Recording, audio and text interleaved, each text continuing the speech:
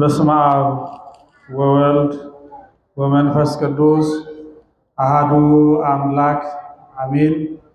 ክቡር አባታችን አባ ገብረ ሥላሴ የደብራችን ጸሎት አሳራጊ፣ አየንተ እግዚአብሔር አባቶች ካህናት፣ ወንድሞች ዲያቆናት፣ የእግዚአብሔር ቤተሰቦች፣ የእመቤታችን የቅድስት ድንግል ማርያም የአስራት በኩራት ልጆች፣ የጻድቁ አባታችን የአቡነ ተክለ ሃይማኖት የእናታችን የቅድስት ክርስቶስ ሰምራ ወዳጆች በእግዚአብሔር ስም እንደምን ዋላችሁ? እንደምን ቆያችሁ? ለዚህ ሰዓት ያደረሰን ለዚህ ስፍራ ያበቃን የአባቶቻችን አምላክ ልዑለ ባሕርይ ቅዱስ እግዚአብሔር በቸርነቱና በምሕረቱ ስለጎበኘን በቤቱ ተገኝተን ቃሉን እንድንሰማ ስሙን እንድናመሰግን ስለፈቀደልን ስሙ የተመሰገነ ይሁን። እግዚአብሔር አምላካችን የሰው አስተማሪ የለውምና በመካከላችን ተገኝቶ ስጋዊ ያልሆነ መንፈሳዊ፣ ምድራዊ ያልሆነ ሰማያዊ፣ ለሞት ያይደለ ለሕይወት የሚሆነውን ሚስጥሩን ጥበቡን ገልጾ እንዲያስተምረን በዚህ ሰዓት እንዲመክረን የአምላካችን የእግዚአብሔር ቅዱስ ፈቃድ ይሆንልን። እንደ እግዚአብሔር ቸርነት እንማማራለን። የምንማማርበት የትምህርታችን ርዕስ እግዚአብሔርን የማያውቁ የእግዚአብሔር ሰዎች በሚል ርዕስ እንማማራለን። እግዚአብሔርን የማያውቁ የእግዚአብሔር ሰዎች በሚል ርዕስ እንማማራለን። ሁላችንም እንደምናስታውሰው በዓሉ አክብረን በነበርንበት ጊዜ በተለይ በአብዛኛው አንስተን ተነጋግረን ሰምተን የነበረው የእናታችን የእመቤታችን የቅድስት ድንግል ማርያምን ክብሯን፣ ቅድስናዋን፣ ንጽሕናዋን ይልቁንም ደግሞ ቀዳማዊቷን ታቦተ ጽዮንን ክብሯን ተመልክተን የቤተ መቅደሱን የድንኳኑን አገልግሎት ተነጋግረን እንዳለፍን እናስታውሳለን። ይህን ግን የበዓሉን አጠቃላይ ሁኔታ ያየንበት በዓል ነው። ከዚያ በላይ ግን እኛ ከአገልጋይ ጀምሮ ሁላችንም ደግሞ ከዚህ የምንማረው ምንድነው? በእነሱ ውስጥ እኛ ራሳችንን የምናየው ምንድነው? እስራኤል ዘሥጋ የደረሰባቸው ያዩት መከራ፣ እኛ ደግሞ እስራኤል ዘነፍስ በእነሱ መንገድ በእነሱ አካሄድ ተጉዘን ምንድነው እያየን ያለነው? በእግዚአብሔር ቸርነት እንማማራለን። ይህን ታሪክ ይህን ቃል የምናገኘው በአንደኛ ሳሙኤል ምዕራፍ 2 ጀምሮ እስከ ምዕራፍ 4 ድረስ ያለ ታሪክ ነው። በዚህ ውስጥ በድንኳኑ በታቦተ ጽዮን ፊት የኤሊ ልጆች አፍኒንና ፊናስ ያደርጉት የነበረውን አገልግሎት፣ በዚያ ደግሞ እስራኤል ዘሥጋ በዚያ አገልግሎት ውስጥ የደረሰባቸውን መከራ፣ ከዚያም በላይ ደግሞ የታቦተ ጽዮንን ድንቅ ተአምርና ድንቅ ሥራ የምናይበት የምንመለከትበትን ታሪክ የምናይበት ክፍል ነው። እንግዲህ እንደምንመለከተው የኤሊ ልጆች የእስራኤላውያን በሴሎ ተገኝተው በዚያ ለእግዚአብሔር መስዋዕትን ሊያቀርቡ፣ እግዚአብሔርን ሊያመሰግኑ፣ እግዚአብሔርን ሊያገለግሉ፣ ለእግዚአብሔር የሚገባውን ነገር ሁሉ ሊያደርጉ ወደ እግዚአብሔር ቤት ይመላለሱ ነበረ ይላል። በድንኳኑ ዙሪያ ሰዎች በታቦተ ጽዮን ፊት በሚመላለሱበት ጊዜ መስዋዕታቸውን ይዘው ለእግዚአብሔር የሚቀባውን ለእግዚአብሔር የሚቀርበውን ይዘው ይቀርቡ ነበረ።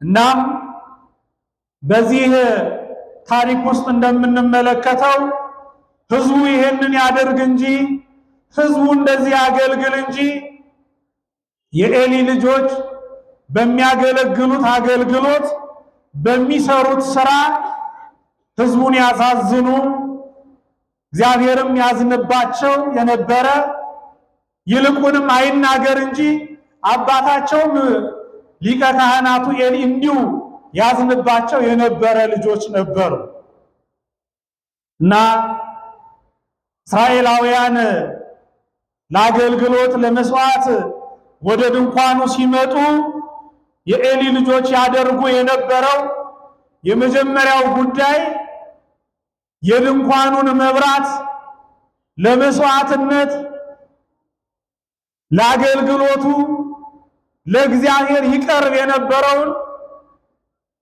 የብርሃን የመስዋዕት መብራቱን በማጥፋት የማይገባ ነገርን ያደርጉ ነበረ። ሁለተኛ ለእግዚአብሔር የቀረበውን መስዋዕት ያንን ዋናውን አስፈላጊውን ለራሳቸው የሚሆነውን መርጠው ከወሰዱ በኋላ መናኛውን ምናምንቴውን ለእግዚአብሔር ያቀርቡ ነበረ። ከዚያ በላይ ለመስዋዕት፣ ለምስጋና፣ ለአገልግሎት ወደ እግዚአብሔር ለመጸለይ ይመጡ የነበሩ በዚያ ይመላለሱ የነበሩትን ደግሞ በድንኳኑ በታቦተ ጽዮን ፊት ያስነውሩ ነበረ።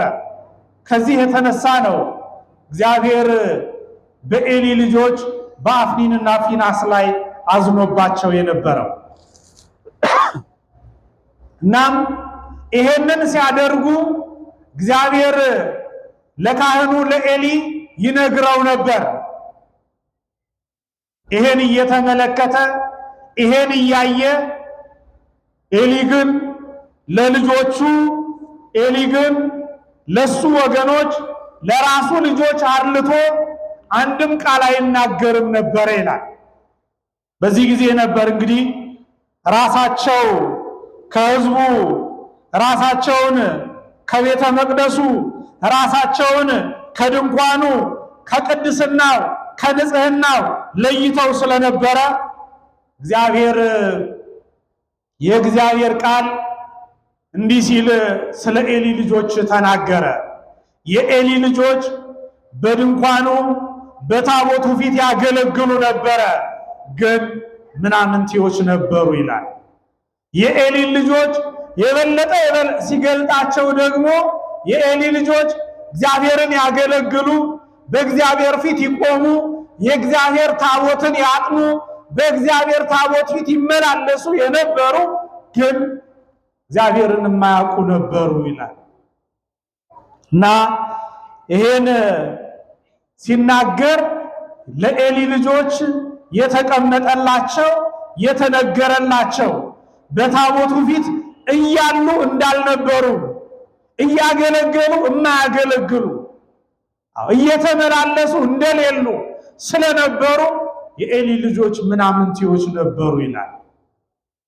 የኤሊ ልጆች ምናምንቴዎች ነበሩ። ዛሬም ወገኖቼ እግዚአብሔርን እያገለገልን ወደ ቤቱ እየመጣን ጉባኤ እየተሳተፍን እያስተማርን እየቀደስን እያስቀደስን በእግዚአብሔር ቤት ውስጥ እየተመላለስን ግን እግዚአብሔርን እናውቃለን፣ እግዚአብሔርን እናከብራለን፣ እንደ እግዚአብሔር ሐሳብ እንኖራለን። ለዚህ ነው የኤሊ ልጆች ምናምንቴዎች ነበሩ የተባሉት። ያገለግላሉ፣ ይመላለሳሉ፣ ግን በሚያደርጉት ነገር እግዚአብሔርን አያውቁትም ነበረ ይላል።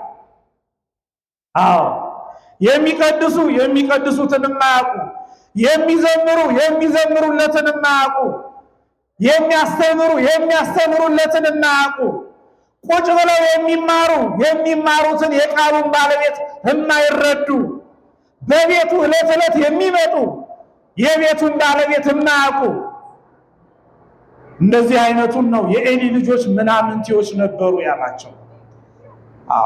አያውቁትም ነበር፣ አይረዱትም ነበር፣ አያከብሩትም ነበር። ለእግዚአብሔር የሚገባውን ማድረግ አልቻሉምና። ሌላው አባታቸው ሊቀ ካህናት ነበረ።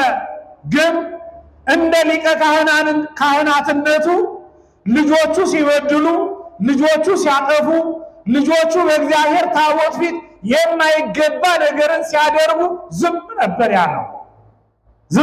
ያለው። ከዚህ የተነሳ ኤሊ በእግዚአብሔር ፊት እሱ ተንቆ ልጆቹ እንዲናቁ አደረገ። ዛሬም ልጆቻቸው ሲያጠፉ፣ ዛሬም አገልጋዮች ሳይጠፉ፣ ዛሬም የሚመላለሱ የሚያገለግሉ በሰው ፊት የሚኖሩ ይልቁንም ደግሞ ልንናገራቸው፣ ልንመክራቸው፣ ልናስታውሳቸው፣ መንገድ ልንመራቸው የሚገባቸው ሰዎች ሲያጠፉ ሽማግሌዎች መንገድ የሚመሩ የሚያሳውቁ የሚመክሩ ዝም በማለታቸው ዛሬም የእግዚአብሔር ቁጣ፣ የእግዚአብሔር ኃይል፣ የእግዚአብሔር ቃል በመካከላችን እንደምን እንዳለ ሁላችንም እናስታውሳለን፣ ሁላችንም እናስተውላለን። ኤሊ እያየ ነው ዝም ያለው። ልጆቹ እንደሚያጠፉ፣ ልጆቹ እየበደሉ እንደሆነ፣ ልጆቹ የማይገባ ነገርን እያደረጉ እንደሆነ እየሰማ ግን ዝም ነው ያለው። ወገኖቼ ድሮ ልጆች የሚያድጉት በቤት ብቻ አይደለም፣ በሰፈር ነው የሚያድጉት። ጎረቤት ቢራቡ አብልቷቸው፣ ቢጠሙ አጠጥቷቸው፣ ቢያጠፉ ገርፏቸው፣ ቢቆሽሹ አጥቧቸው ይጠብቃል። እትዬ እንትና ገበያ ሂጄ ያለው ልጄን እያየሽ ነው የሚለው። ልጆች የማህበረሰብ ጭምር ነበሩ፣ የቤተሰብ ብቻ አይደሉም። ስለዚህ ሲያጠፉ የሚከበሩት የሚፈሩት እንዳያዩኝ ብለው የሚደበቁት ልጆች ከእናት ከአባታቸው ብቻ አይደለም፣ ማንም ይሁን ከታላላቆቻቸው ጭምር ነበር የሚደበቁት። ታላላቆቻቸው አጥፍተው ሲያገኟቸው ጆሮአቸውን ቆንጥጠው ተቆጥተው መክረው ያልፋሉ። ይሄን አደረገ፣ ልጄን ተናገር፣ ልጄን እንዲያልክ የሚል ወላጅ የለም። ዛሬስ አይደለም በሰፈር በትምህርት ቤት እንኳን ልጆቻችንን ተናገሩብን፣ እንዴት የቤት ስራ እንኳን አልሰራም ተብሎ እንዴት ልጄ ይጠየቃል ብለው ለግብ ትምህርት ቤት ድረስ የሚሄዱ ወላጆች እያየን አይደለም? ኤሊ ልጆቹ ሲያጠፉ በታቦቱ ፊት ሲበድሉ ዝም ነው ያለው እና ከዚህ በኋላ የእግዚአብሔር ቃል እሱ በዚያ እያለ ካህኑ ኤሊ እያለ ልጆቹ አፍኒንና ፊናስ በቤተ መቅደሱ እያገለገሉ የእግዚአብሔር ቃል ወደ ሕፃኑ ወደ ብላቴናው ሳሙኤል መጣ ይላል። ወገኖቼ ታስታውሱ ከሆነ ሳኦል የእስራኤል ንጉሥ ነበረ። ሳኦል ባለመታዘዙ፣ ሳኦል የእግዚአብሔርን ቃል ባለመስማቱ እግዚአብሔር ምን አለ? ሳኦልን ናኩት አለ። ሳኦል ከተናቀ በኋላ በዙፋኑ ላይ እስራኤል የሚያውቁት ንጉሥ አሁንም ሳኦል እንደሆነ ነው። እግዚአብሔር የሚያውቀው ግን ንጉሥ ማን እንደሆነ ነው? ዳዊት እንደሆነ ነው። ዳዊትን እንደመረጠ፣ ዳዊትን እንዳከበረ፣ እግዚአብሔር ግን ከዳዊት ጋር ነበረ።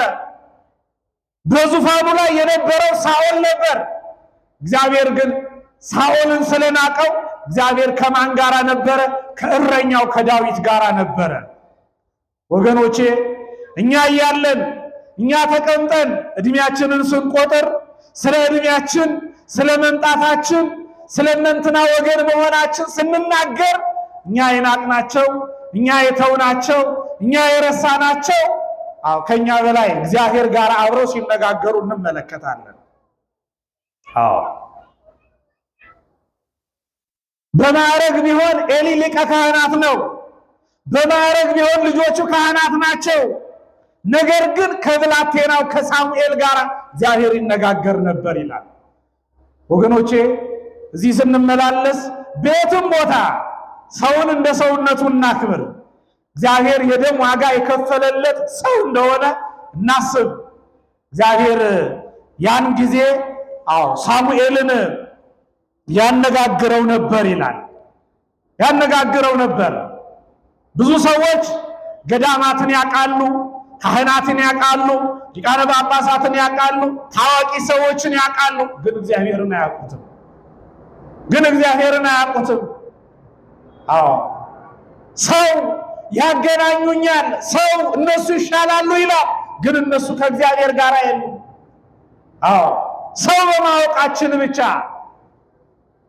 እገሌን አውቃለሁ እገሌ ጓደኛዬ ነው በማለት ብቻ ክርስትናችንን የምንለካ ክርስትናችንን ከፍ ያለ ደረጃ እንዳለ አድርገን የምናስብ ወገኖቼ በመቅረብ ሊቀ ካህኑ ኤሊና ልጆቹ አፍኒንና ፊናስ ከሱ ለእግዚአብሔር ለታቦቱም የቀረቡ ነበረ። እና ዛሬም እንዲህ እግዚአብሔር ያስቀመጣቸው ባስቀመጠን ቦታ እንደማይገባ ስንኖር እግዚአብሔር ከኛ ጋር ሳይሆን እኛ ከተውናቸው እኛ ከረሳናቸው እኛ አርቀን ዋጋ ከሰጠናቸው ጋር እግዚአብሔር ይሆናል። በቤተ ክርስቲያን በብዙ መልኩ እናገለግላለን። ህንፃውን እንሰራ ይሆናል። በተለያየ ማህበራት ውስጥ ገብተን እናገለግል ይሆናል። ግን የህንፃውን ባለቤት ግን ያ የመሰባሰቡን ባለቤት ግን ብትሰባሰቡ እኔ ከእናንተ ጋር ሆናለሁ ብሎ ቃል የገባልንን ያን የቃል ኪዳን ባለቤት ግን ማናክ ከሆነ እንደ ኤሊ ልጆች ሆነናል ማለት ነው ወገኖቼ። ብዙዎች ዛሬ እንደዚህ ሆነዋል። ዛሬ እኮ አንዳንድ ቦታ ላይ የምንሰማው ይሄ እኮ የኛ ደብር ነው እኛንን የሰራ ነው ብለው የአባቴ የእናቴ ብለው የአያቴ ብለው የሚናገሩ ግን የማያውቁት ግን እግዚአብሔርን የማያውቁት ለምን? ስለሰሩ ብቻ ስለተገኙ ብቻ ስለተሰባሰቡ ብቻ ስለተሳተፉ ብቻ ሌላውን አርቀው የታሉ እግዚአብሔርን ግን የማያውቁ የሚያገለግሉ ግን እግዚአብሔርን የማያውቁ የሚያስቀድሱ ግን እግዚአብሔርን የማያውቁ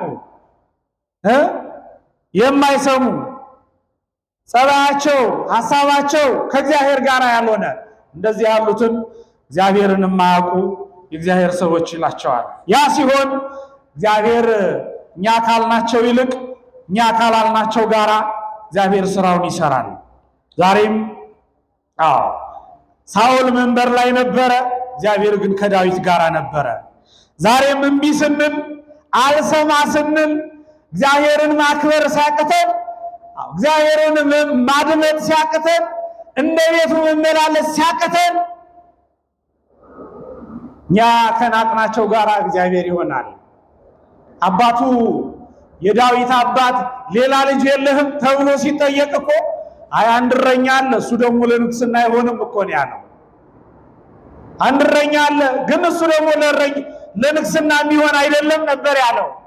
እና ወገኖቼ በእግዚአብሔር ቤት ውስጥ ስንመላለስ እንደ እግዚአብሔር ቃል እንደ እግዚአብሔር ሐሳብ መመላለስ ከውስጥ ጀምሮ እስከ ውጭ ድረስ ይገባናል። የኤሊ ልጆችን ንቆ እግዚአብሔር ከሳሙኤል ጋር ይነጋገር ነበረ። ከሳኦል ጋር ከሳሙኤል ጋር ስራውን ይሰራ ነበረ።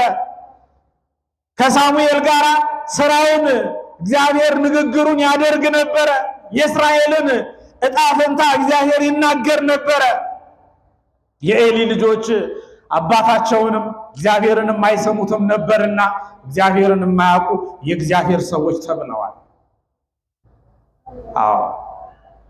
ወላጆቻችንን ታላላቆቻችንን የማንሰማ ይልቁንም ደግሞ ሁሉ ጊዜ በምልልሳችን በንግግራችን ከፍ ያሉትን ማንጓጠጥ ነውር ጌጥ የሆነበት ዘመን ስለሆነ ያንን በማድረጋችን ከእግዚአብሔርም ከተላላቆቻችንም ከሱ በረከትም እንዳንርቅ ይሄንን የኤሊ ልጆች መንገድ ከዚያ ልንወጣ ይገባናል።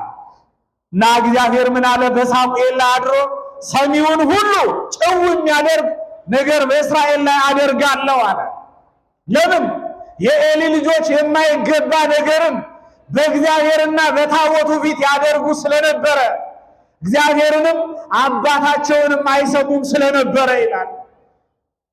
ዛሬ እኛ ግተን ባሳደግናቸው እኛ ብለን ነግረን ባሳደግናቸው ልጆቻችን ትውልዱ ወይም ደግሞ በጊዜው ያለን ልንሰማ የሚገባውን ባለመስማታችን ልናደምጥ የሚገባውን ባለማድመጣችን፣ ልናከብር የሚገባውን ባለማክበራችን ሲነጋ የምንሰማው ብዙ ነው። ሲነጋ የምናየው ብዙ ነው። እስራኤል እንዲህ ነው የተባሉት። ጆሮ ጭው የሚያደርግ ነገር አሰማቸዋለሁ፣ እሰራለሁ አለ እግዚአብሔር። ዛሬም ይሄ ነው እየሆነ ያለው። ዛሬም ይሄ ነው እየተደረገ ያለው። ለምን? እግዚአብሔርን የማያውቁ የእግዚአብሔር ሰዎች ስለበዙ፣ እግዚአብሔርን የማያውቁ የእግዚአብሔር አገልጋዮች፣ እግዚአብሔርን የማያውቁ ግን በስሙ የተጠሩ አማኞች ስለበዛን እና ይሄንን ይነግረናል። ይሄንን ካሉ በኋላ ምንድነው ያላቸው? ጆሮ ጭው የሚያደርግ ነገር፣ ሰሚውን ሁሉ ጭው የሚያደርግ ነገር በእስራኤል ላይ አደርጋለሁ አለ። እስራኤላውያን ለውጊያ ተነሱ ከፍልስጤማውያን ጋር። በአንድ ቀን ብቻ 30,000 ሰው ረገፈ። ወገኖቼ እስራኤል ድሮ የሚታወቁት እንደ ስማቸው እስራኤል ማለት እስራ ማለት ህዝብ ማለት ነው። ኤል ማለት እግዚአብሔር ማለት ነው። እስራኤል ማለት መንበርከኩ ለእግዚአብሔር፣ መገዛቱ ለእግዚአብሔር፣ መስዋዕቱ ለእግዚአብሔር የሆነ ህዝብ ማለት ነው። ኃይሉ እግዚአብሔር የሆነለት ህዝብ ማለት ነው። ግን እስራኤል ድል ተነሱ። ብዙ ነገርን ድል አድርገው የመጡ እስራኤል ድል ተነሱ። በአንድ ቀን ብቻ 30,000 ሰው ረገፈ። ምን አሉ? ተቀመጡና ስለምንድን ነው የተሸነፍነው አሉ። ስለምንድን ነው ከዚህ በፊት የነበረው ድል ከኛ የራቀው ብለው ቁጭ ብለው ተመካከሩ። ወገኖቼ ዛሬ ስለምንድን ነው የተሸነፍነው? ወገኖቼ የእግዚአብሔር ሀገር ኢትዮጵያ፣ የእነ አቡነ ተክለ ሃይማኖት ሀገር ኢትዮጵያ ተሰዓቱ ቅዱሳንን እንኳን ሀገራቸውን፣ ብሔራቸውን፣ ቋንቋቸውን ሳንጠይቅ የተቀበል ሀገር ዛሬ ስለምን ተሸነፍን? ወገኖቼ ከማይጠፋው ዘር ከክርስቶስ ተወልደናል ብለን የምናስብ ዛሬ ለወንዝ ለጎጥ ለአጥንት ቆጠራ ስለምን ተሸነፍን? ወገኖቼ ክርስቲያን ተብለን ከማይጠፋው ዘር ተወልደናል ተብለን ስለምን ስለዚህ ተሸነፍን? ወገኖቼ ጆሮ ጭው የሚያደርግ ነገር አሰማችኋለሁ አለ። ስለምን? ስለማይገባ ነገር። ሀገረ እግዚአብሔር ኢትዮጵያ፣ የድንግል ማርያም ሀገር ኢትዮጵያ ዛሬ የምንሰማቸው የምናያቸው ልምምዶች ሰዎች በገሃድ ነውርን ጌጥ አድርገው በአደባባይ የሚወጡበት በሚዲያ የሚወጡበት ዘመን ስለምን ተሸነፍን? ስለምን እንዲሆንን? ስለምን እንዲወረድን? ስለምን እጅ ሰጠን? ስለምን ከክብራችን ወርደን ተገኘን? ስለምን የእግዚአብሔር ክብር የእግዚአብሔር ሞገስ ከኛ ጋር የነበረ ለምን ነውር ጌጣችን ሆነ? ወገኖቼ እስራኤል ይህንን የጠየቁት መፍትሄ ብለው ምን አሉ? ታቦተ ጽዮን ከኛ ጋር ስላልሆነች ነው አሉ። ላዩ ሲታይ ጥሩ መፍትሄ ይመስላል። ከዚያስ ታቦተ ጽዮንን ይዘው እስራኤላውያን ዘመቱ። እስራኤል ዳግመኛ አለቁ። ታቦተ ጽዮን ተማረከች። አፍኒንና ፊናስ ተገደሉ። ይሄንን መርዶ በሰማ ጊዜ ኤሊ ከወንበሩ ወድቆ ሞተ። ጆሮ ጭው የሚያደርግ ነገር አሰማለሁ አለ። ለምንድን ነው ወገኖቼ እስራኤል ታቦተ ጽዮንን የምታክል ኃይል ይዘው ስለምን ተሸነፉ? ስለምንድን ነው የወደቁት? ስለምንድን ነው አብረዋቸው የነበሩ ህዝቦች ስለምንድን ነው ሊሸነፉ የቻሉት?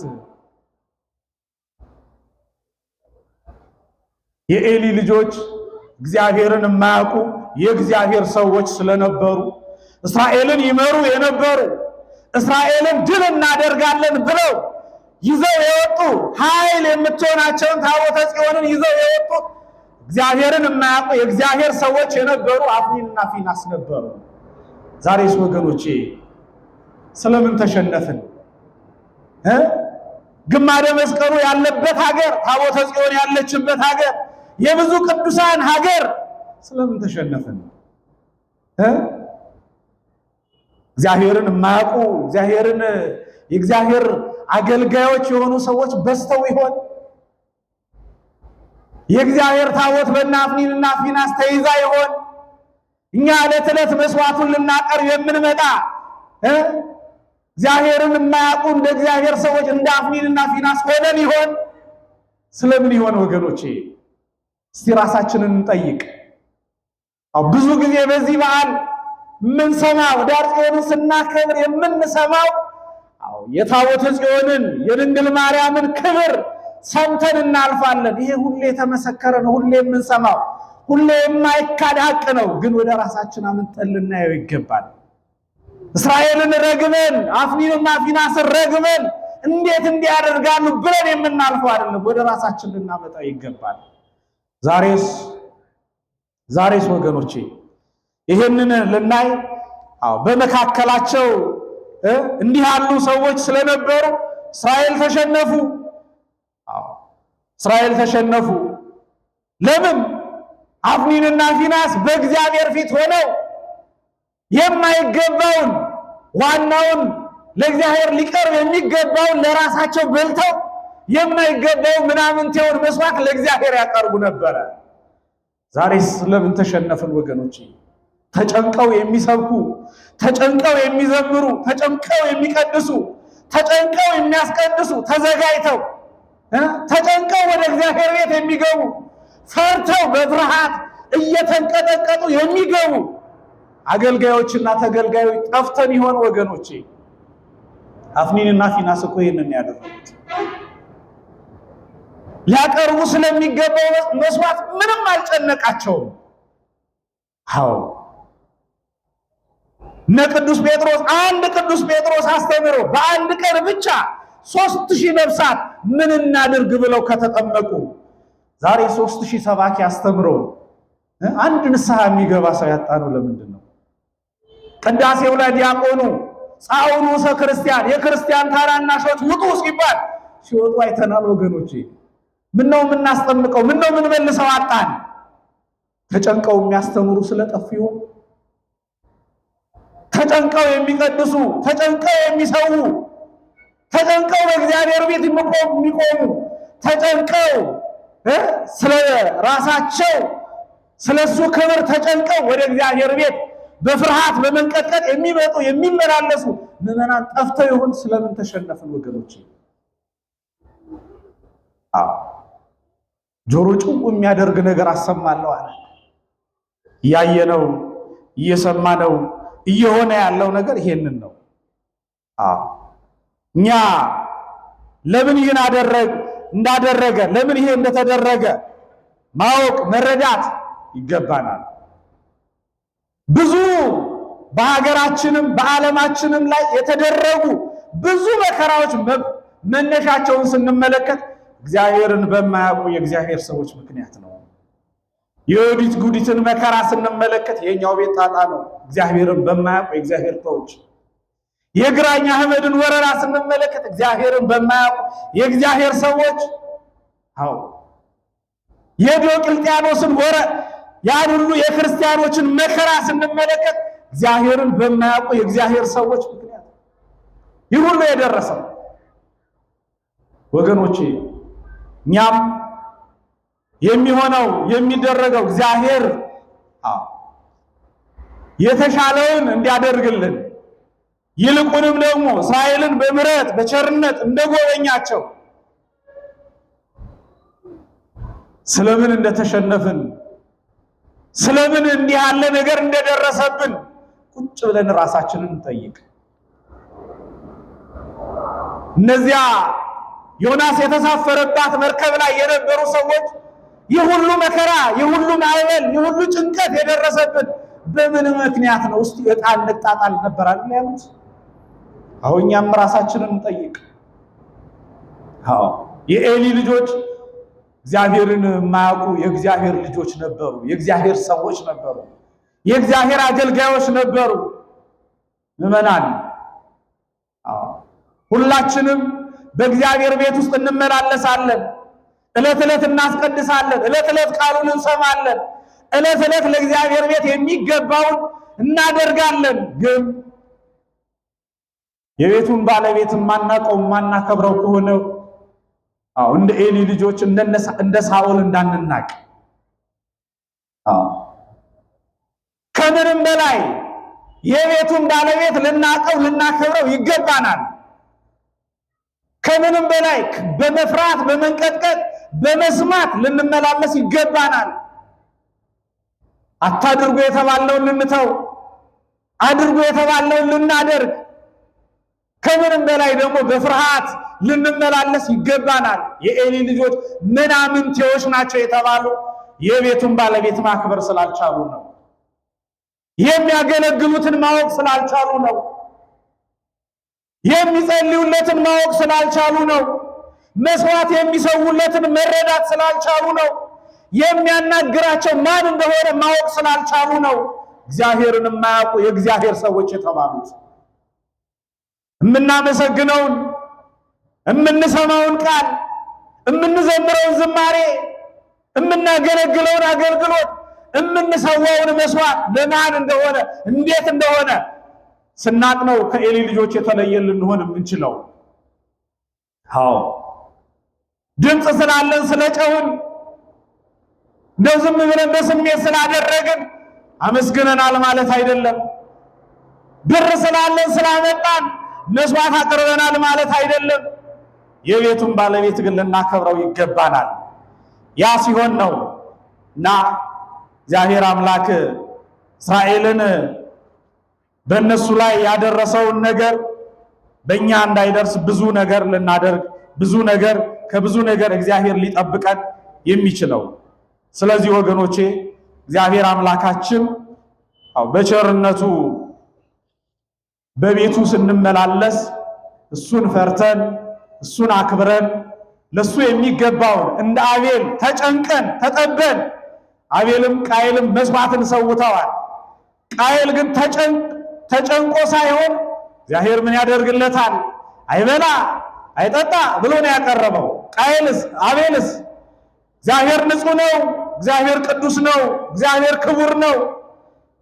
ስለዚህ ለሱ የሚገባው ንጹሕ ቅዱስ ክቡር የሆነ መስዋዕት ነው ብሎ ተጨንቆ ተጠቦ ለእግዚአብሔር መስዋዕትን አቀረበው። እግዚአብሔርም መስዋዕቱን ተቀበለ። ለዚህ ነው አባቶቻችን በየዕለቱ በቅዳሴው ላይ መስዋዕተ አቤልን፣ ዕጣነ ዘካርያስን የተቀበልክ አምላክ የእኛንም ቅዳሴያችንን ዝማሬያችንን ተቀበልልን የሚሉት። አገልግሎታችንን፣ መስዋዕታችንን፣ መመላለሳችንን እግዚአብሔር እንዲቀበልልን፣ ዋጋችን እጥፍ ድርብ እንዲሆንልን፣ ዋጋ የምናገኝበት ይልቁንም እዚህ እንደተሰበሰብን በቅዳሴ ማርያም ነፃ በምታወጣ በሰማያዊት ኢየሩሳሌም እግዚአብሔር እንዲሰበስበን ስንመላለስ በፍርሃት በመንቀጥቀጥ በመጨነቅ ይሄ ለእግዚአብሔር ይገባዋልን ብለን በመጠየቅ ይልቁንም ደግሞ ራሳችንን በማየት ልንመላለስ ይገባል። ለዚህም እግዚአብሔር ቸርነት የእናቱ አማላጅነት ከሁላችን ጋር ይሁን። ያስተማረን የመከረን አምላካችን እግዚአብሔር በፍርሃት በመንቀጥቀጥ ተመላልሰን እሱን አክብረን ንስሐ ገብተን ስጋው ደሙን ተቀብለን ኑ እናንተ አባቴ ብሩካን ዓለም ሳይፈጠር ወደ ተዘጋጀላችሁ ዘላለማዊ ደስታ ግቡ የሚለውን የምስራች ቃል እንዲያሰማን እግዚአብሔር በቸርነቱ ይርዳል። የእግዚአብሔር ቅዱስ ፍቃዱ ይሁንልን። እግዚአብሔርን የማያውቁ የእግዚአብሔር ሰዎች እግዚአብሔር ይስጥልኝ።